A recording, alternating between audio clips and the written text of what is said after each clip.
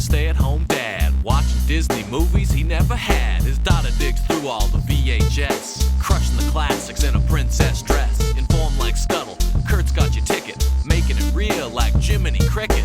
Most are off the Captain Hook, but if the Tweedledum, he'll be taking more shots than Bambi's mom. Leaves him raised like Simba, or cracked like the beach dishes. He'll show you a whole new world, you won't need 3 wishes.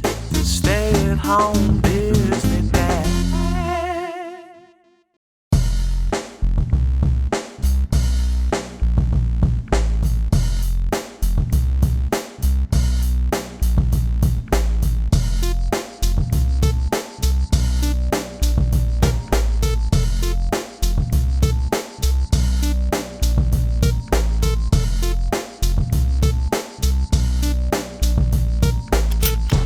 Oh yeah, it's November 30th, but I gotta flip that switch. 5 weeks of Christmas reviews start now. We're picking up where we left off last year with the sequel to Tim Allan's Santa Claus. And when we were in Disney World earlier this month, there were ads for Santa Claus, the series, plastered everywhere. I guess it may be out now, I don't know. Starring Tim Allan himself, that's pretty impressive. And this timing is perfect. Happy holidays, let's press play. We start with a plane flying over the North Pole. They're picking up something from sonar.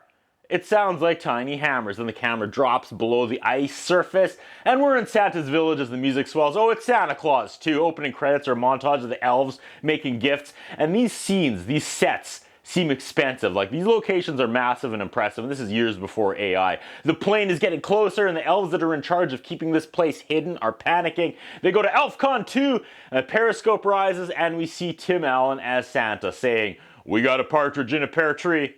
They go now to ElfCon 1, and the plane flies overhead as they lose the sonar signal. That was a close one. Except now, the aircraft suddenly hears Christmas music playing. Santa panics. He puts a search on the music. He finds the location, and he rushes into like the sleigh hangar. And there's this nerdy kid listening to Christmas music. Santa turns it off. The plane flies away. Someone is in sack-sized trouble. Bernard, the kiss elf, is back, and he scolds this music-loving, chubby, bespectacled nerd elf and tells him, "You're 900 years old. Grow up."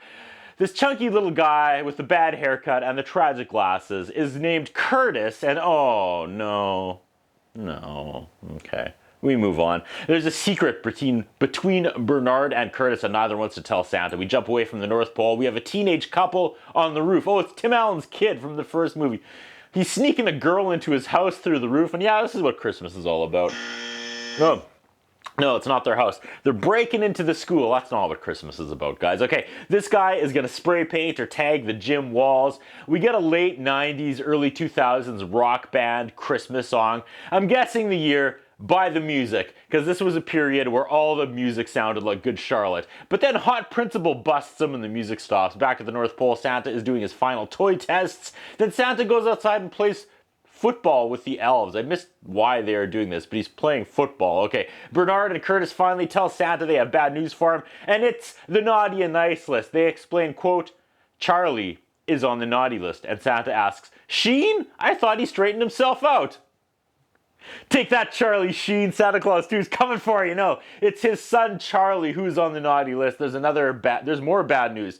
There's another Santa Claus. We recap how the last guy fell off the roof in the first movie. They try to show him the small print in the contract he signed, but it's so small, they need this giant, like, Santa telescope so he can read it, but they make fun of the optometrist's machine and do that. Is it clear in 1 or 2?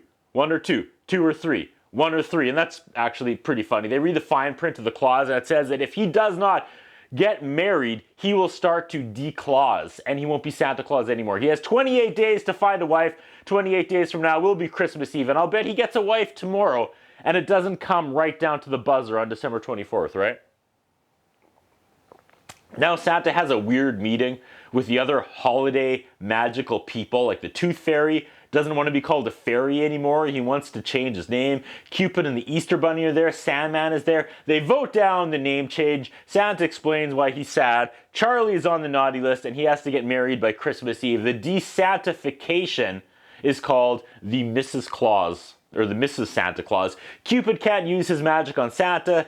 So this is a bit of mental gymnastics, but like the holiday imaging characters in this group, one of them I think is supposed to be God. Am I connecting those dots? Like, that's a pretty clever dig, because inside this movie, he's real and important and an entity, but outside of this movie, He's on the same level as the Easter Bunny, you know? That's something to think about. Bernard gives Santa a watch because chicks love watches, I guess. I mean, my watch helped me get my wife back in the day. It also counts down how much magic he has left. The more magic he uses, the more he loses his Santa-ness. Santa goes back to Tim Allan and he turns back into Tim Allan and heads to the high school with his ex-wife and Spicoli. The principal is a but she's hot. And since there's no other women in this movie so far, I'm gonna guess that we are looking at the future Christmas and movie-saving Mrs. Claus. Alan is like, there's no Christmas decorations in the school. And then he leans in and condescendingly explains to the principal, Miss Newman, Christmas is a holiday in December. That was funny. Back at the North Pole, they cloned Santa, and Curtis is programming this like Duracell Santa nightmare. I wonder how quickly they shot this sequel. Like if it was like a Back to the Future 2 and 3 thing, because everyone looks the same as they did in the first movie. His ex-wife is like, I can find out which moms are single, and Tim is like, I got no problems getting chicks. His niece Lucy shows up. She learned to swim, and he wants to take her to the mall for ice cream to celebrate. Back at the North Pole, Primus Santa is fooling everyone and running the show, but Bernard isn't sold. Bernard is skeptical. Tim dresses up in a sweater and takes the minivan to the mall to find a wife. It's funny. He meets up with SNL alum, I should know her name. This gal is hilarious. She was on there forever. Anna Gassmeyer, I hope so, sorry. He tells her he's in the toy business, and watching these old people flirt is sad to watch because it feels real. She asks if he likes Shania Twain, and then she gets up and dances and sings like a Christmas version cover of I Feel Like a Woman, and no one claps after. He's like, you scared me. And she goes, if you can't support me, I'm just gonna go. That night he's tucking his son in and they talk about girl trouble. His son is like, there's a girl that was always a friend, and then one day he looked at her and he got a funny feeling. Yeah, boy, that'll happen. We're back to the football thing again, but this time Clone Santa like racks up a kill list. He's just murdering elves on the field. Charlie spray paints again and gets busted again. Instead of being expelled, Tim and Principal get on the same page and they agree to punish Charlie by making him do community service. Fake Santa has issues with the naughty and nice list. He's taking a lot of them off the nice list and putting them on the naughty list over like super minor things.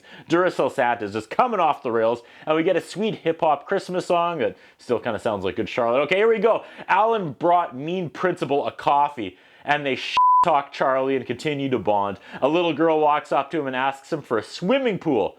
The principal has questions, but he dismisses them. He's like, kids just ask me for stuff all the time. Fake Santa starts making an army of large toys to serve as his muscle. This is starting to be a fun little movie, I'll admit. Alan shows up at Hot Principal's house and asks if she wants to go get some noodles or pie, and that's kind of funny because he doesn't know how to flirt anymore. And once again, Tim Allan kills these serious scenes. I said this last year. I don't know why he got forced into all these comedic roles throughout his career. He knocks every serious scene out of the park, and his classic famous comedic deliveries are nowhere near as good as you think they would be because of who he is and his reputation. It's the bizarrest thing. He should have been taking serious roles his entire career. Anyway, he takes her out for a sleigh ride and he makes it snow. They're drinking hot cocoa, and she used to love Christmas. Used to. Here we go. She used to love Christmas because it was the only day of the year her parents didn't fight. I mean, this isn't a Kate's dead dad rotting in the chimney speech, but it's still pretty depressing. The dialogue is really good here.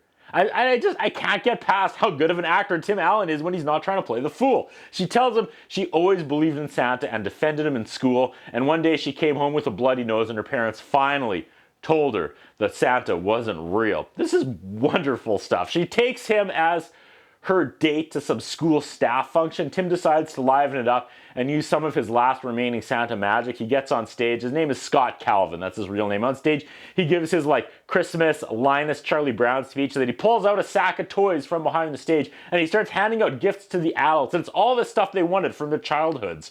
I know this is just like Santa Claus 2, a Disney throwaway sequel. And at the risk of sounding cheesy, they capture what makes Christmas important in this scene. Christmas is a constant reminder of that feeling of anticipation you had as a kid. Waiting for Christmas and decorating and shaking gifts and the dizzying just anticipation are some of the happiest moments of your childhood. And once you forget what that's like, once you forget what that feeling's like, it's over. Like for real.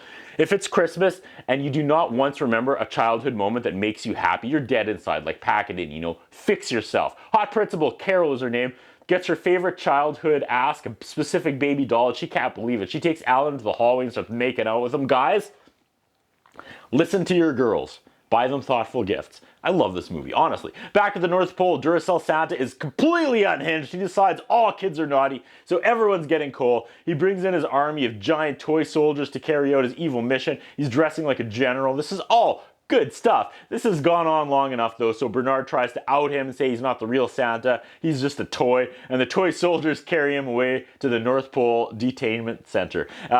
They dump coal into all the toy conveyor belts because that's what every kid's getting. Tim's son and his friend's own girlfriend toss snowballs at the principal's house and hide, but not before they look through the window and they see Daddy Tim with the principal. She is all giddy. She's like little girl giddy. She tells her, and he tells her he's Santa Claus.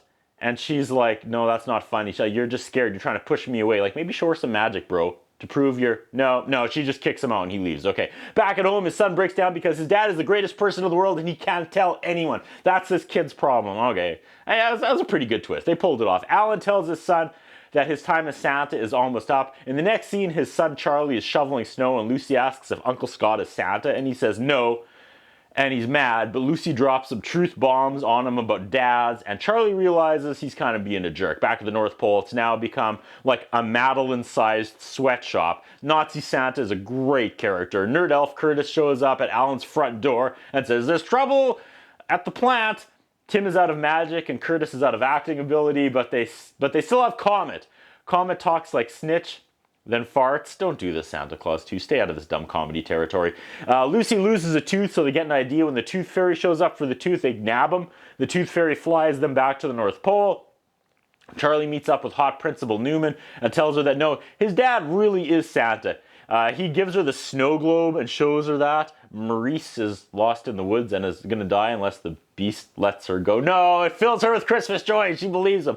Scott and Curtis now show up at the North Pole and they try to surprise General Duracell Santa, but they end up getting caught immediately. They have their pity party and suddenly Charlie and Hot Principal repel from the ceiling. The Tooth Fairy went and brought them back as well. They release the elves, but it's too late. Evil Winona's Big Brown Beaver Santa just left with a sleigh full of coal for the kids of the world. The only reindeer left is Chet, and he's just a baby, and he's a bumbler. But Scott rides him into the sky and chases evil Santa. The elves throw snowballs at the toy soldiers, but it doesn't work. So they just go to Plan B, and they just rush him and pummel them about the head and upper body. This is good stuff. Now it's Santa versus Santa in the sky. Tim Allan is throwing hands at an evil Santa in the sleigh. I didn't know I needed this. They crash back in the North Pole and they stick Bad Santa into the debigulator. He turns back into a regular toy. Tim's about to run off and deliver the real presents to the kids, and they remind him he still needs a wife, so it's truth time with Carol. Yes, he was looking for a wife when he met her. No, he didn't think he would fall in love with her. He says no pressure, but if she doesn't marry him right now, no kids are going to get presents this year, and Christmas as we know it is over. So he gets down on a knee and some girl elf is feeding him lines, and again, serious moment. Tim Allan delivers. He asks Carol to marry him, and she says she will. They're married, and my only complaint is that we should have found out that her real name was Jessica, right, Mrs. Claus? He immediately turns back into fat old Santa, and on some level, I'm sure she's a little disappointed. They load up the sleigh. She tells him, don't be late, and he says, oh, so it begins. Yeah, take that, marriage. Santa Claus 2's coming for you. Charlie wakes up Lucy, and she sees Uncle Scott is actually really Santa. Another heartwarming exchange. He soars away and does the Merry Christmas to all a good night, the end. I love Christmas. I do. A lot of good stuff in here, folks. Honestly, this has to be in like the top 10 Disney Christmas movies. Definitely worth a watch. Definitely better than the first. Okay, quick Google. Hot Principal was from Lost. Yeah, that's it. And yeah, I called it. 2002, when all pop music sounded like Good Charlotte. That's what I think about. What do you think? What we have is a concern about Curtis Anderson. His interviewing style is not the best. His personal appearance is not the best. I was wondering if the man has some kind of a hold over the channel that he's allowed to be employed for so long with the standards of journalism and personal appearance